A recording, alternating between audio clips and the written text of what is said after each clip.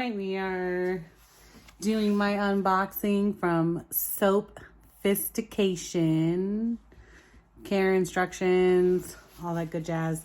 So on here it says wash with cold water only, towel dry, heat will warp your mold and ruin it, and it's not dishwasher safe. Trying to even remember. Oh yeah, these are more sprinkle molds.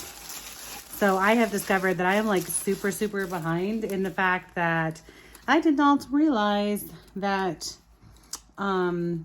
Easter is at the end of March instead of, oh, they're like one up, one down, one up, one down, whatever. I thought I was holding it funky. So these are the large butterflies. And since I didn't realize that I was way behind, I thought I had like plenty of time for Easter. So I am still going to make some Easter-y type things. There's the tiny ones.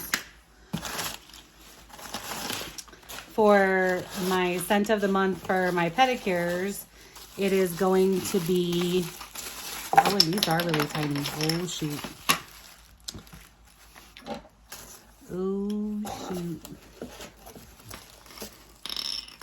I'll definitely be able to fit 4 of these in a thingy. Oh, maybe is all of them in here? I don't know what we're doing here. I don't know where the plunger piece for this one must be in another one, I guess. Or is there? Maybe this one doesn't have a plunger piece. It just has the little individual pieces. So then how? No, it has to have another piece in here somewhere because these guys got little holes in them. Ugh, I'm like so confusing myself. Okay, so these are little tiny eggs. And my plan was looking at the size of them now. It'll probably end up being like 2 eggs that will go for my pedicure bath because these are pretty tiny. I might be able to fit like 1 embed in here. So they are 1.5 inches tall, and then I'm guessing the inch width is right here because I didn't know if it was like bottom width or top or whatever. So I think I'm going to easily be able to fit 4 of these guys in the little bowls that I had made for sure. And then I'll have clients pick out a couple of the different colors. Yeah, this is the plunger piece. They're so tiny for here. So once you're done all having them made, you'll flip this over and push them up and out. So that's that one for that one.